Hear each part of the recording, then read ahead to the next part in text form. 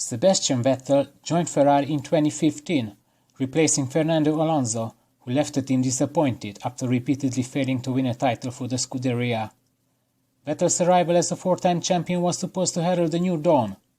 Initially, they looked to be heading in the right direction.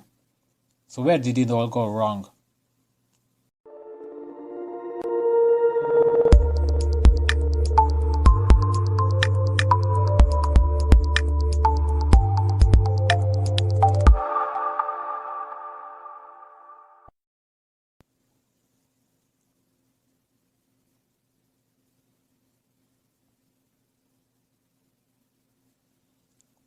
Three multiple champions who joined the Scuderia with big plans, only to leave disappointed.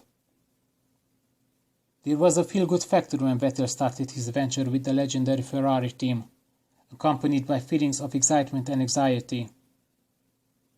Being a Ferrari driver comes with added pressure. Your successes will be idolized, and your mistakes will be crucified. That is just how it goes. That first season was only ever meant to build the foundations for the future.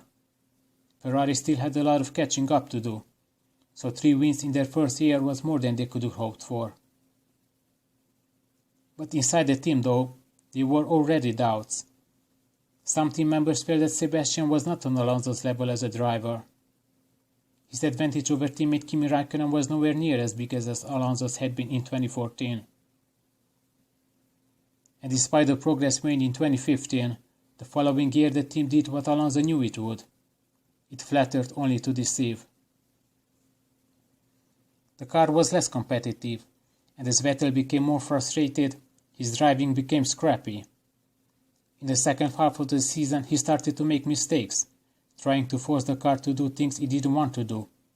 Drive it in the way he wanted to drive it, and not in the way its characteristic demanded. But by 2017, under new regulations, they were finally in a position to challenge the dominant Mercedes and started the season beyond expectations. After winning 3 of the opening 6 rounds, Vettel had a 25-point lead in the Drivers' Championships. But there were already signs that the wheels might come off. Perhaps most telling was at the European Grand Prix in Baku, where in a close fight with Hamilton, the Ferrari driver drove into his rival behind the safety car, in a moment of anger, because he believed the Britain brake tested him. This was a shocking reaction from the cool, good-humoured driver of public perception. But as we soon found out, it was only the beginning. Vettel made an error offline at the Singapore Grand Prix, forcing him out of the race, and Ferrari compounded it with technical problems in Malaysia and Japan, handing the trophy to Hamilton with 2 rounds to go. Both Lewis and Sebastian started the 2018 season as 4-time champions, something that has never happened in the history of Formula One. The big question was, who will take the 5th? Ferrari started the season with a small but potentially decisive car advantage over Mercedes, and after 10 rounds, Vettel had scored 4 wins and was leading Hamilton in the championship by 8 points. But then, it all started to go wrong in a remarkable fashion. The German driver was leading his home Grand Prix comfortably when it started to rain in the closing stages. Hamilton was closing in, and Vettel made what he described as a small mistake with a big impact, sliding off the road and into the barrier in the stadium section, handing victory and the championship lead to his rival. You could hear the tears in his voice as he swore over the radio while the car was beached in the gravel, and after that he never really recovered. While Lewis and Mercedes seemed to find another gear, Sebastian's nightmare continued. He collided with Hamilton as the Briton overtook him around the outside on his way to a brilliant victory against the Ferraris at Monza. 2 races later in Japan, he crashed into Verstappen, trying an over-optimistic overtaking move at one of Suzuka's most treacherous corners, while attempting a recovery drive after a team strategy error in qualifying. He earned a grid penalty for failing to slow down sufficiently for red flags in practice at the US Grand Prix, and then spun while trying to pass Daniel Ricciardo in the early laps. 1 race later, Hamilton clinched his 5th title, becoming the most successful driver on the grid. Up until that point, Vettel had enjoyed number one status and a superiority over his teammate Kimi Raikkonen. But things were about to change dramatically. In 2019, Raikkonen was replaced by young Charles Leclerc, and although Sebastian maintained number one status, tensions were building between the two drivers. The nightmares of 2018 soon came back to haunt Vettel, as he spun while battling Hamilton at the second round in Bahrain. The British driver then pressured him into a mistake in Canada that cost Sebastian the win.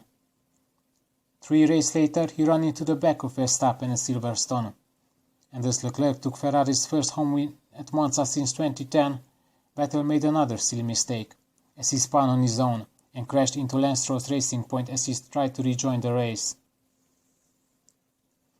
He ignored team orders in Russia, refusing to let Leclerc pass him after Vettel had been allowed to slipstream pass at the start to ensure the Ferraris were running 1-2 ahead of Hamilton. And then, at the penultimate round in Brazil, the inevitable happened. On lap 66, Vettel and Leclerc collided, taking each other out and leaving the team with a rather large problem on their hands. Over the winter, Leclerc was signed to a new 5-year contract, committing to the team until 2024. With Vettel's deal coming to an end in 2020, the message was clear.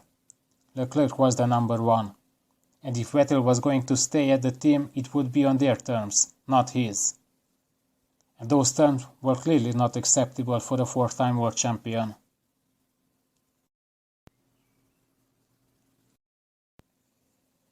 From a 4-time world champion to a struggling, error-prone driver at the mercy of his young teammate, Vettel's Ferrari journey has not been the one he'd hoped for. One of the big questions for the German driver is what comes next.